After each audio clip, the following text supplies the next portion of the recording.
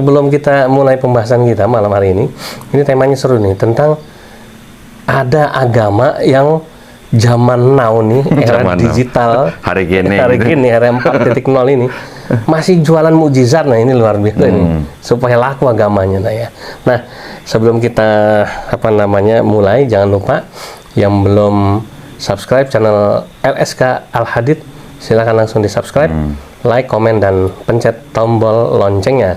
Dan jangan lupa Pak Dondi juga punya channel ya, yang sudah cukup terkenal juga. Nama channelnya adalah channel Donditan. Nah, silakan juga di subscribe, di like, di komen yang positif, dan jangan lupa pencet tombol lonceng untuk mendapatkan notifikasi video-video terbaru, teraktual, yang menarik, yang luar biasa dari beliau ya. Baik, kita sapa dulu. Assalamualaikum Pak Dondi. Waalaikumsalam warahmatullahi wabarakatuh. Ya alhamdulillah, ini fenomena agama di akhir zaman ini yang masih jualan mukjizat, kita tahu lah ya. Ini adalah saudara-saudara kita, tetangga sebelah kita ini ya, yang sampai sekarang di jalanan ya jualan mukjizat ini ya, melakukan healing gitu ya, di di aula-aula pertemuan dia bikin acara retreat ya, di tempat-tempat terbuka, di gedung-gedung, bahkan di gor ya, atau di tempat di lapangan bola ya, dimanapun dia bikin acara-acara penyembuhan ilahi dan sebagainya, dengan mengirimkan sales-sales gereja terbaik mereka ya, yang buta bisa melihat, yang tuli bisa mendengar, yang lumpuh bisa berjalan gitu ya. Pakai bahasa roh lagi. Pakai bahasa roh lagi kan, luar biasa nih. Nah ini kok masih laku sebetulnya ya? Ini kan kalau kita bicara dari sisi teori marketing, apakah masih marketable pertama kan ya?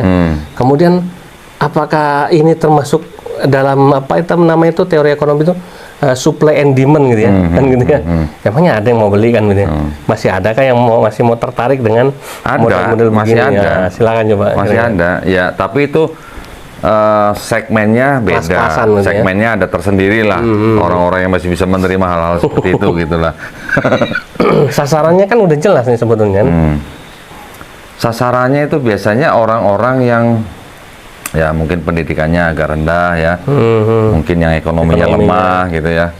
Jadi mereka tidak memikirkan secara logika gitu ya. Memang yang namanya mukjizat itu ya di luar logika ya. Umat Islam juga percaya dengan mukjizat. Kita punya mukjizat yang paling akbar kalau menurut saya, paling besar, yaitu Al-Quran ya, dimana Al-Quran itu adalah mukjizat yang terbesar yang sampai hari kiamat gitu kan. Nah, kalau mungkin kalau Ustadz Yusuf pernah pernah sedikit istilahnya flashback gitulah ya. Kenapa sih kok mereka mengedepankan yang namanya mukjizat gitu kan? Ya karena di Bible-nya sendiri tuh banyak cerita-cerita mengenai mukjizat gitu. Nah, kalau kita amati juga, memang Yesus Kristus atau Nabi Isa Al-Masih ya, yang kita tahu hidup pada zaman mukjizat, gitu ya. Banyak memang istilahnya tanda-tanda yang di luar akal manusia. Tapi jangan lupa Yesus Kristus atau Isa Al-Masih juga membuat mukjizat itu atas izin Allah Subhanahu Wa Taala, gitu ya. Semua mukjizat yang dia buat pasti dia minta dulu gitu, dia doa dulu gitu. Bukan kehendakku yang terjadi. Ya, membangkitkan orang mati juga dengan mengusap. Atas izin Allah Subhanahu Wa Taala bangkit gitu kan. Tetapi apakah kalau hanya istilahnya Yesus Kristus itu diizinkan Allah Subhanahu Wa Taala untuk membuat mukjizat, apakah itu menjadi landasan untuk dia bisa dianggap menjadi Tuhan? Nah itu juga perlu dipikirkan ya. Nabi-nabi yang lain sebelum Nabi Isa juga banyak yang bikin mukjizat kan. Bahkan Nabi Musa lebih hebat lagi, laut bisa dibelah gitu kan. Nah, cuma pakai tongkat. Nah, kalau kita lihat lagi ceritanya di zaman Nabi Musa alaihissalam, zaman itu yang terkenal apa? Sihir. Nah, Nabi Musa diturunkan Taurat dan juga kemudian melawan tukang-tukang sihir daripada Firaun. Iya kan? Dengan sihir juga ya. Ya mukjizat kurang lebih dengan sihir dengan mukjizat mungkin beti lah ya, beda-beda tipis gitu di mata manusia. Tetapi artinya kok Nabi Musa alaihissalam membuat mukjizat yang dahsyat begitu, kok nggak dijadiin Tuhan gitu ya? Itu juga perlu dipikirkan juga. Bahkan dia bukan cuma sihir dan apa namanya itu membelah laut, menghilangkan tulah. Hah? Menghilangkan tulah. Bukan menghilangkan, menurunkan tulah malah. Ya, menurunkan Memberikan beberapa tulah. Ya, tulah, ya. kemudian kan akhirnya ini berlalu ya, Ya, kepada Tuhan ya, supaya ya. dihentikan kan. Ya, tulah itu kan diturunkan kan latar belakangnya untuk membuat Raja Firaun Supaya, mau ya. melepaskan bangsa Israel, gitu Betul. kan. Tapi ada yang lucu juga tuh sebenarnya. Gimana? Di tulah keberapa saya lupa ya. Semua binatang ternak. Nah sebentar, ini orang-orang saudara-saudara Muslim kita ini mungkin nggak paham tulah itu apa? Tulah itu kayak kutuk lah. Kutukan ya. Kutukan gitu ya. Nah, di tulah keberapa saya lupa. Itu semua binatang ternak dari mulai sapi, lembu, kuda ya. Mati. Kuda nih ya. Kambing, domba, semua binatang ternak punya orang Mesir. Berarti kan termasuk punya Raja Firaun juga kan? Iya. Mati semua. Tetapi binatang ternak punya Bani Israel atau bangsa Israel nggak ada yang mati. Yang mati cuma punya orang Mesir, ya, termasuk punya Firaun kan. Udah mati semua, terus tulah yang lain ada kodok, tulah yang lain ada sungai menjadi darah, gitu ya. Tulah yang lain nanti ada serangga, segala macam. Tetap Raja Firaun tidak mau melepaskan sampai akhirnya anak daripada anak laki-laki yang sulung daripada semua bangsa Mesir mati juga. Iya. Baru dilepas bangsa Israelnya. Lucunya setelah dilepas, ini kan bangsa Israel kan pergi nih, Iya. keluar. Diperkirakan kurang lebih 600.000 lah ya orang. Sudah keluar, pas sudah dekat dengan laut yang mau dibelah oleh Nabi Musa alaihissalam. Ini Firaun ngejar nih Raja Firaun nih. Raja Firaun ngejar dengan pasukannya. Pasukannya betul. Pakai kuda. Kok masih hidup kudanya? Padahal kemarin udah mati. Lah itu kan? kuda siapa gitu? Ketinggalan. Nah itu mungkin penulisnya lupa gitu ya, atau gimana lah kan? Ketinggalan ceritanya gitu. Nah tapi maksud saya kan kayak gitu gimana ya? Itu kitab suci apa bukan gitu maksud saya? Ada yang ketinggalan ya. Ada ketinggalan. Nah jadi kalau kita balik lagi ke mukjizat di zaman Nabi Yesus Kristus atau Isa alaihissalam itu, ya zamannya memang zaman mukjizat. Nabi Musa alaihissalam juga zamannya zaman sihir atau zaman mukjizat. Nah pada zamannya Nabi Muhammad SAW, Quran diturunkan pada zaman apa? Pada zaman syair, sastra gitu ya. Pada zaman itu bangsa Arab memang memiliki sastra yang luar biasa, yang sangat tinggi gitu ya. Jadi bahkan beberapa tahun sebelum Quran diturunkan, mungkin 100 tahun atau 150 tahun sebelumnya, bangsa Arab itu sudah senang sekali dengan syair. Karena sastranya mereka udah sangat tinggi gitu. Bahkan qasidah ya, itu syair yang dilakukan ya. Dan mereka dalam membuat syair-syair itu memang mereka punya rumus-rumus. Ada rumus-rumusnya gitu. Saya lupa namanya, istilahnya apa gitu rumus-rumusnya. Pada waktu Quran diturunkan, dibacakan oleh Nabi di depan bangsa Quraisy, pada kaget. Kok tiba-tiba bisa pada kaget gitu. Ada sastra yang bagus nih. Nabi pada waktu itu seumur hidupnya juga dikenal bukan ahli syair. Bukan umi ya. Nah, bahkan umi. Tahu-tahu bisa membacakan karya sastra yang jauh di atas yang dipunya oleh ahli syair pada saat itu gitu loh. Sampai-sampai mereka bilang apa? Ini pasti sihir nih. Nah, sampai nuduh begitu. Tetapi sebenarnya mereka juga mengakui bahwa yang dibacakan oleh Nabi itu ini pasti bukan manusia yang bikin gitu. Ya, karena apa? Karena struktur daripada syair-syair di dalam ayat Quran nggak ada rumusannya tuh. Ya, jauh melebihi rumus-rumus yang dimiliki oleh bangsa Quraisy pada saat itu gitu loh. Nah, itulah mukjizat yang terbesar yang diturunkan Allah Subhanahu wa taala melalui Nabi Muhammad SAW. Ya, selain ada juga mukjizat-mukjizat yang lain ini ya. Memang ya kalau di dalam Quran tidak banyak menceritakan mukjizat seperti di zaman Nabi Isa alaihissalam. Ya, mukjizat yang yang pernah diceritakan di di dalam Quran mungkin hanya beberapa ya kita tahu. Tetapi di luar daripada Quran kan juga ada hadis atau misalnya sirah nabawi yang menceritakan tentang mukjizat-mukjizat yang dilakukan oleh Nabi Muhammad SAW atas izin Allah Subhanahu wa taala juga kan. Jadi sebenarnya posisinya sama. Nabi Isa alaihissalam membuat mukjizat atas izin Allah Subhanahu wa taala, begitu juga Nabi Muhammad SAW. Gitu loh. Jadi kalau buat kita yang muslim yang istilahnya kita tahu Islam dengan cukup komprehensif, kita nggak akan kaget kalau ngelihat yang betul. Ya, trik atau cara-cara mereka menjual agama dengan entertainnya ini ya. Mujizat-mujizat seperti itu gitu lah. Dan belum tentu juga mujizat-mujizat itu sebenarnya benar terjadi gitu lah. Banyak video-video yang di barat itu yang memperlihatkan mujizat-mujizat ada trik and treat. Sekarang gini, sekarang logikanya gini aja. Kalau memang benar mujizat itu benar-benar terjadi, itu yang melakukan mujizat tuh, itu suruh pada ke rumah sakit itu loh. Nah, ini kan mumpung lagi ada pandemi yang COVID itu ya. Pada nggak disembuh-sembuhin gitu. Nggak usah divaksin ya, jadi nggak usah pakai obat. Nggak perlu vaksin kan kalau begitu kan. Tinggal datang aja ke rumah sakit, bikin mujizat sembuh semua. In the name of Jesus. Be healed. Gitu ya. Nah, tapi gini, gitu. Persoalannya. Kalau mereka itu kan masih mengakui adanya mujizat dan para pendeta bisa membuat mujizat. Iya. Sementara kita di Islam itu istilah mujizat itu hanya dikenal oleh para nabi. Hanya nabi-nabi yang bisa melakukan mujizat. Tidak ada ustadz, kiai, habaib, ulama atau syekh yang bisa membuat mujizat. Kalaupun ada, itu namanya karomah kan ya.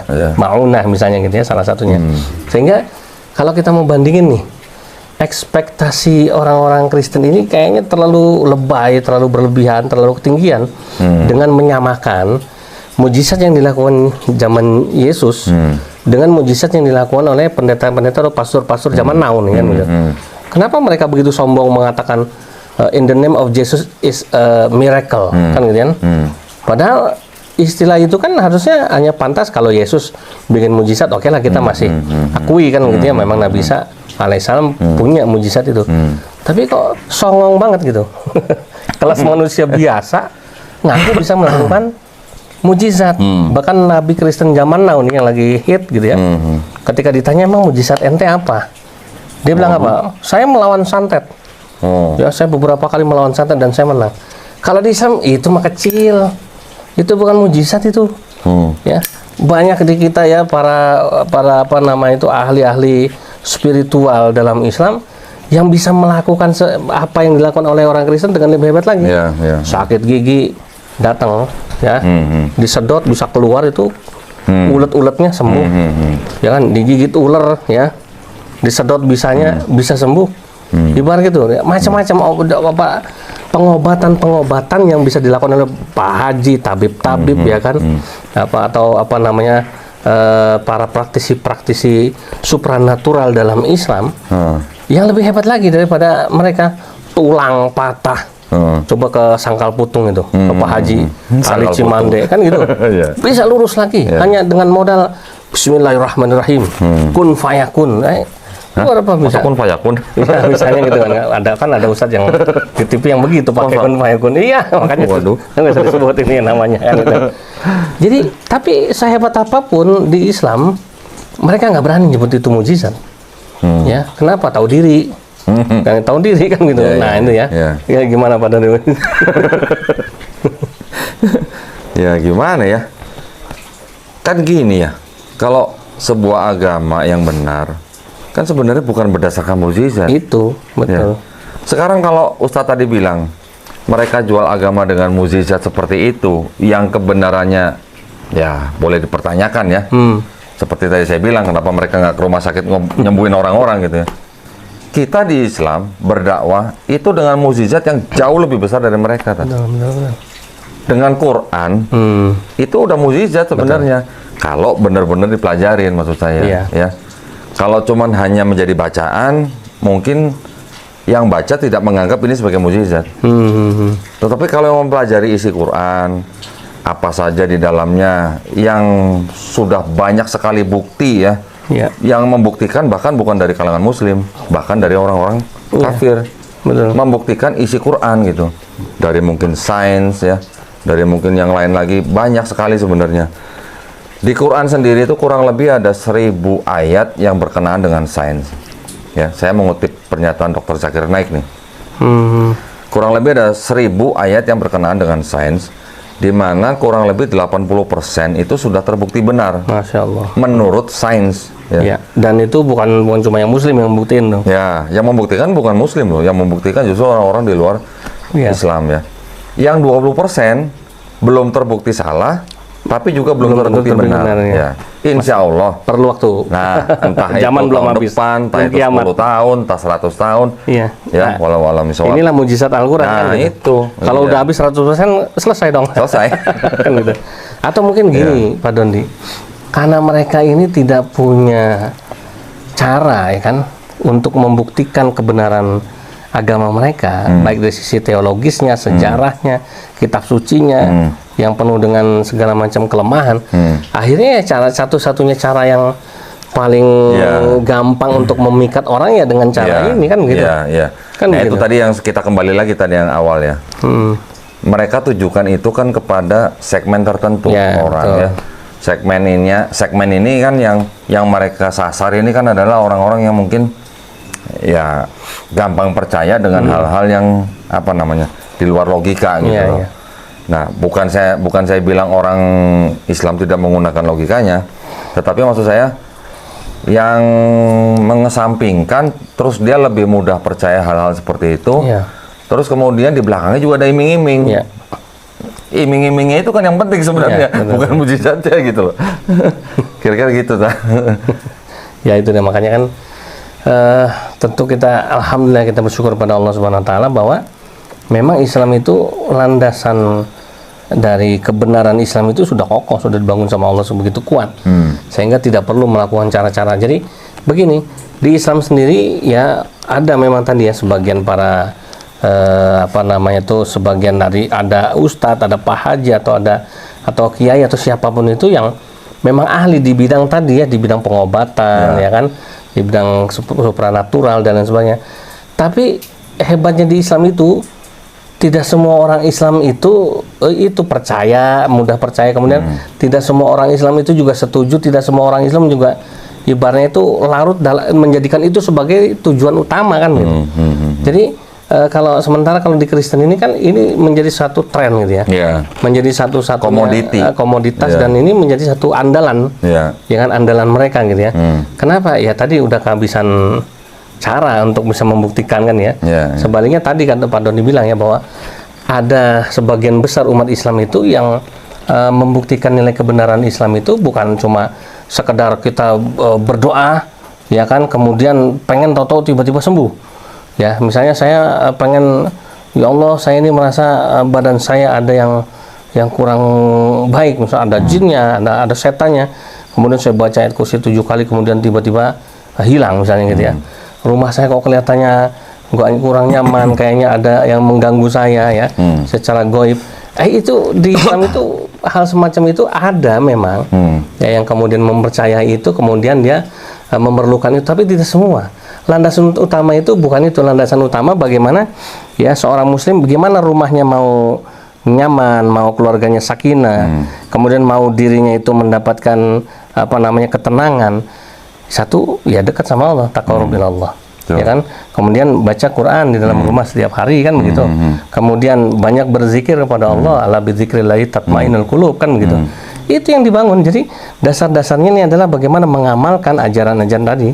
Al-Quran tadi. Satu lagi, banyak-banyak tafakur. Banyak tafakur kan ya, tafakkaru sa'atin khairu min ibadati sab'ina sanan. Jadi berpikir sejenak itu kata Rasulullah lebih baik daripada ibadah 7.000 tahun ya. Kan gitu, luar biasa. Masya Allah, 70 tahun. Jadi ini yang diamalkan gitu ya. Jadi bagaimana tadabbur Al-Quran ya, karena itu tadi sudah jelas landasannya. Maka ikhwah fillah yang dimuliakan oleh Allah Subhanahu wa taala, ini ada satu pesan yang barangkali perlu kita sampaikan ya. Ya tadi kata Pak Doni kan ini kan segmentasi aja gitu ya. Ada ini dilakukan kepada umat Islam yang memang kelas-kelasan lah. Tapi kan kita juga prihatin. Ya gimana pun juga mereka adalah saudara-saudara muslim kita yang wajib kita bentengi. Ada pesan apa buat saudara-saudara kita yang memang diincar ya, diincar sama sales-sales gereja ya kan, untuk bisa terjerat dengan misi-misi mujizat ini. Mungkin benar. Ya, yang paling penting, yang jelas kita harus kembali dulu ke Quran gitu ya. Ke Quran. Quran sendiri itu adalah bukan buku sains ya. Sains maksudnya ilmu pengetahuan, bukan buku ilmu pengetahuan. Tetapi Quran itu adalah buku sains. Sains itu yang dimaksud adalah tanda-tanda. Ya. Di dalam ayat-ayat Quran S-I-G-N-S ya, tanda-tanda, buku tanda. Di dalam Quran sendiri kan banyak ayat-ayat yang Allah Subhanahu wa taala kan menyuruh kita berpikir. Meminta kita berpikir, apakah kita tidak bisa dengan mengamati misalnya fenomena ini, itu semuanya adalah kebesaran daripada Allah Subhanahu wa taala. Ya. Itu semuanya adalah kuasa daripada Allah Subhanahu wa taala. Nah, kenapa tadi saya bilang Quran itu bukan buku sains ilmu pengetahuan? Karena sebelum ayat-ayat sains itu diturunkan ya di dalam Quran, mungkin ratusan tahun, mungkin ribuan tahun sebelum ada Quran, hal tersebut mungkin sudah diketahui oleh beberapa bangsa ya, di luar daripada bangsa Arab gitu ya. So, ada beberapa tulisan, contoh misalnya mengenai besi yang diturunkan Allah Subhanahu wa taala ke bumi supaya manusia bisa menggunakan atau memanfaatkan ya. Itu ternyata kira-kira 1200 tahun sebelum Quran turun, bangsa Mesir sudah tahu. Bangsa Mesir sudah tahu dan sudah ngomong, ada catatannya cuman saya lupa sih ya. Itu bangsa Mesir sudah ngomong bahwa besi itu memang turun dari langit. Dan mereka menggunakan besi itu untuk ya macam-macam. Ya besi kan sangat bermanfaat buat manusia ya. Bahkan kan kita mengenal ada yang namanya zaman tembaga, zaman besi, zaman perak, gitu. Ya. Bukan zaman kuda besi ya.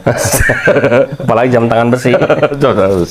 Nah gitu, jadi Qur'annya sendiri tidak bukan buku ilmu pengetahuan, tetapi hikmah yang di dalamnya itu adalah Allah menyuruh kita berpikir. Ya. Allah minta kita untuk mengamati semua yang ada di bumi, di alam semesta ini, itu semuanya adalah hanya kuasa Allah Subhanahu wa taala. Iya. Gitu loh. Jadi, kalau untuk menangkal ya yang seperti tadi Ustadz bilang triks atau yang jualan dari sel-sel agama itu, ya kita harus balik dulu ke Quran. Kita pelajari dengan benar-benar, kita makin bentengi akidah kita. Artinya mempelajari Quran bukan hanya baca ayatnya saja, tetapi seperti Habib saya bilang ya, Quran itu luas. Betul, Masya Allah. Ya, luas itu maksudnya bukan luas ya mungkin tebelnya cuma segini. Ya, tetapi arti dan makna di dalamnya itu sangat-sangat luas. Ya. Ya, jadi kurang lebih gitu. Jadi kita jaga akidah dan iman kita tuh dengan Quran. Ya, supaya kita tidak gampang terperdaya oleh aksi-aksi jualan seperti itu gitu. Kurang lebih gitu, Tat. Ya, makanya di Al-Quran kan dikatakan afala tatafakkarun ya. Apakah kamu itu tidak berpikir ya? Tetapi yang jelas Quran sendiri kan secara tegas sudah menyatakan zalikal kitabullahi raiba fihi. Betul kan? Betul. Nah, jadi kita harus yakin bahwa di dalam Quran itu tidak ada keraguan di dalamnya. Gitu. Dan tidak boleh ragu-ragu. Ya, dan tidak boleh ragu. Karena apa? Dengan pernyataan yang berani seperti itu, fala takunanna minal mumtarin. Quran sudah membuktikan gitu loh. Yang tadi saya bilang, sudah terbukti kurang lebih 80% daripada ayat-ayat mengenai sains gitu. Nah, selebihnya ya itulah iman, pencarian kita, pencarian umat manusia gitu ya. Sehingga artinya maksudnya gini, dengan 80% itu tadi, kita sebagai manusia yang punya ilmu mungkin hanya setetes air di lautan gitu ya. Ya harusnya kita ya percaya dengan tidak ada ragu-ragunya gitu loh. Nah, sekarang kalau ngeliatin dari aksi-aksi begitu, nanti dulu lah, pelajari dikit dulu lah. Jangan langsung percaya gitu ya. Betul. Artinya aksi-aksi seperti itu kan kita juga bisa lihat di pasar. Iya, itu debus tadi lah, gampang. apalah gitu. Kalau di Islam itu permainan dibilang, misalnya contoh ya, ini hanya satu entertain saja. Ya kan, misalnya hanya sekedar jadi menjadikan satu mediator atau mediumisasi kemasukan Lucifer atau kemasukan Apa bol jebol? Namanya apa? Apa? Bol jebol namanya. Apa jebol-jebol? Itu setannya dalam Kristen. Ada Lucifer, ada Baal, ada bol jebol. Bal jebol. Hah? Tahu bal jebol. Belzebul. Oh, Balzibul. Salah ngomong ini. Oh, bol jebol. Dewa itu dewa. Makanya Iya, jadi, iya, iya. itu semua gampang, ilmu kehadiran gitu ya, Windu bisa menerawang dan sebagainya. Itu di dunia Islam itu ya itu hanya hiburan ya. Tadi debus tadi ya. Bukan satu bagian dari keimanan, bukan ya. Aduh ya Allah, ya alhamdulillah kita bersyukur pada Allah. Mudah-mudahan kajian kita bincang-bincang kristologi kita kali ini memberi manfaat nih ya. Dan jangan lupa, ayo segera bergabung menjadi subscriber channelnya Pak Donditan. Ingat nama channelnya Donditan. Ya, subscribe, like, komen, dan pencet tombol loncengnya juga channel LSK, jangan lupa ya. Nah, kemudian ada lagi closing statement Pak Dondi, silakan buat. Itu aja cukup lah. Cukup ya. Oke, Alhamdulillah, terima kasih banyak nih. Semakin seru kalau memang kita bahas-bahas macam-macam ini ya.